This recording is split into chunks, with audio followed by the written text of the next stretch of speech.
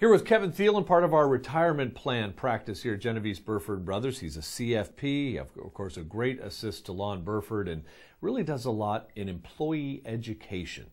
Talk to me about that, Kevin, because this is an area that's evolving very quickly and for all the right reasons. Yeah, I think the traditional approach of educated employees has been to go out to a company, give people the facts of the plan, how the plan works, talk about the investment options, talk about savings. And in the last 30 years of doing that, we've gotten to one place, and that is most Americans aren't succeeding in retirement. People are not taking the right steps to achieve the outcomes that they want to achieve. So the question that we ask ourselves is, what's going wrong? Why are people failing at this process of educating people and really empowering them to be able to make decisions to achieve their goals? So I think the approach that we take and what maybe differentiates how we think about things is, what do we need to do to get people to act? And that's more than about education. That's about people understanding very specifically, what steps do I need to take to achieve this goal? And for example, Kelly, investments. You know, someone will sit there and talk to an entire crowd of people about investments, say it very intelligently. People walk away. They don't know what to do next. So our job is not only talk about the investments, but very specifically help people understand what to do next.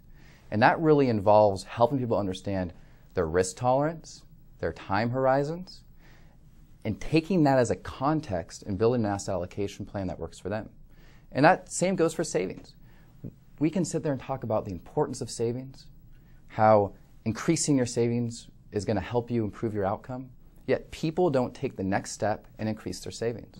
So it's our job to help people understand that saving a very specific amount will get you to this goal. And plan design fits into this, doesn't it, Kevin? Because, I mean, really, analysis paralysis has been a problem. I mean, yeah, you could put 20 funds under large cap growth, but really that's going to make a lot of people just shut down and not be able to do anything. So you're right, taking that action step kind of is the next step in education, and you guys do a great job of it, because I'm sure you see an awful lot of very different populations, people, blue collar, white collar, you know, who have very different needs and very different basic financial understanding and skills.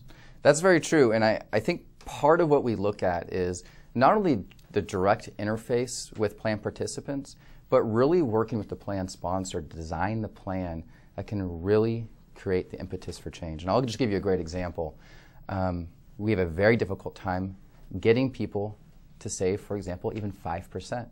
But what we can do is design the plan in a way to where when people are hired, they're automatically enrolled in the plan, they are automatically saving a certain amount, and they're automatically put in an investment option that has a level of risk that is at least appropriate for their age.